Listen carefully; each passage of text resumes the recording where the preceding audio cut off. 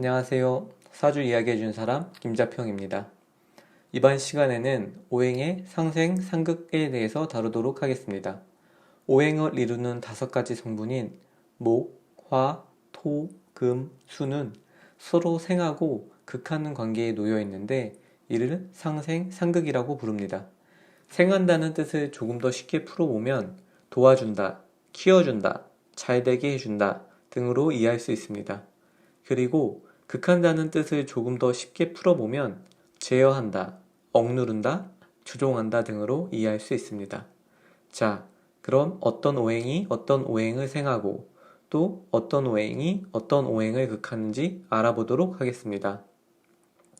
오행의 상생, 상극은 이 그림 하나로 모든 것을 설명할 수 있습니다. 여기서 초록색 화살표는 생관계를 의미합니다. 예를 들어 지금 목에서 화로 초록색 화살표가 연결되어 있는데 이는 목이 화를 생한다는 뜻입니다. 그러니까 목이 화를 도와주고 잘 되게 해주는 관계라고 말할 수 있습니다. 계속해서 화가 토를 생해주고 토가 금을 생해주고 금이 수를 생해주는 화살표를 확인할 수 있습니다. 우리가 오행의 순서를 목화 토금수로 외웠던 것은 바로 서로 생해주는 순서대로 외운 것입니다. 자, 그러면 상생관계를 쉽게 외울 수 있도록 약간의 설명을 곁들이도록 하겠습니다. 목이 화를 생한다고 했는데 이는 다음과 같이 생각해보면 쉽습니다. 불에 나무 장작을 넣어주면 더 잘 타게 되지요. 그래서 나무가 불을 생하는 것입니다. 줄여서 간단히 목생화라고 표현합니다.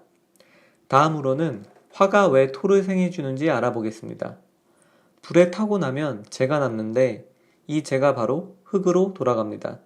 그래서 화가 토를 생해주는 것입니다. 줄여서 간단히 화생토라고 합니다. 다음으로 토는 어떻게 금을 생해줄까요? 여러분, 화강암이나 금, 은, 구리와 같은 금속들은 모두 땅속에서 나오죠. 특히 바위와 같은 것들은 땅속에서 오랜 시간 열과 압력을 받아 생성되는 것들입니다. 이런 이유에서 토는 금을 생해준다고 말할 수 있습니다. 줄여서 간단히 토생금이라고 합니다. 그렇다면 금은 어떤 방식으로 수를 생해준다고 하는 것일까요?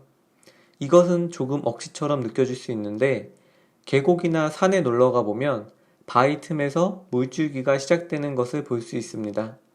폭포나 약수 같은 것들이 바위 위에 갈라진 틈에서 나오니까요. 그래서 금이 수를 생해준다고 말할 수 있습니다. 줄여서 간단히 금생수라고 합니다. 수가 목을 생하는 이유는 물을 주어야 나무가 자라기 때문입니다. 줄여서 간단히 수생목이라고 표현합니다. 위와 같은 관점에서 바라보면 어느 오행이 어느 오행을 왜 생한다고 하는지 쉽게 이해하실 수 있을 것입니다. 자, 이제 상극관계에 대해서 알아보겠습니다. 그림에서 보시면 상극관계는 빨간색 화살표로 표시되어 있습니다. 목이 토를 극하고 화가 금을 극하고 토가 수를 극하며 금이 목을 극합니다. 그리고 수가 화를 극합니다. 목이 토를 극한다고 하는 이유는 나무를 보면 땅속에 나무가 깊이 뿌리를 내리잖아요. 그렇기 때문에 목이 토를 극한다고 할 수 있는 겁니다. 줄여서는 목극토라고 말합니다. 화가 금을 극하는 이유는 불이 금을 녹일 수 있기 때문입니다.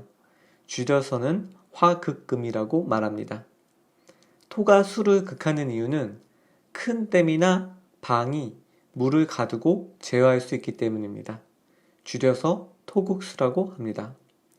금이 목을 극하는 이유는 금은 쇠라고 볼 수 있는데 도끼와 같은 쇠붙이로 나무를 자를 수 있기 때문입니다. 줄여서는 금금목이라고 합니다. 수가 화를 극하는 이유는 물이 불을 끌 수 있기 때문입니다. 줄여서는 수극화라고 말합니다. 자, 이번 강의는 여기까지입니다. 내용 정리하고 마치도록 하겠습니다. 목화 토금수 오행은 서로 상생하고 상극하는 관계에 놓여 있다. 목이 화를 생하고 이를 목생화라고 한다. 화가 토를 생하며 이를 화생토라고 한다. 토가 금을 생하고 이를 토생금이라고 한다. 금이 수를 생하고 이를 금생수라고 한다. 수가 목을 생하고 수생목이라고 한다. 상생관계는 목생화, 화생토, 토생금, 금생수, 수생목이 있다. 목은 토를 극한다. 이것을 목극토라고 한다. 화는 금을 극한다. 이것을 화극금이라고 한다. 토는 수를 극한다. 이것을 토국수라고 한다. 금은 목을 극한다. 이것을 금극목이라고 한다. 수는 화를 극한다. 이를 수국화라고 한다. 상극관계는 목극토, 화극금, 토극수, 금극목, 수국화가 있다. 강의가 도움이 되셨다면, 다음 강의가 기다려지신다면 구독과 좋아요 부탁드리겠습니다. 지금까지 사주 이야기해주는 사람 김자평이었습니다. 감사합니다.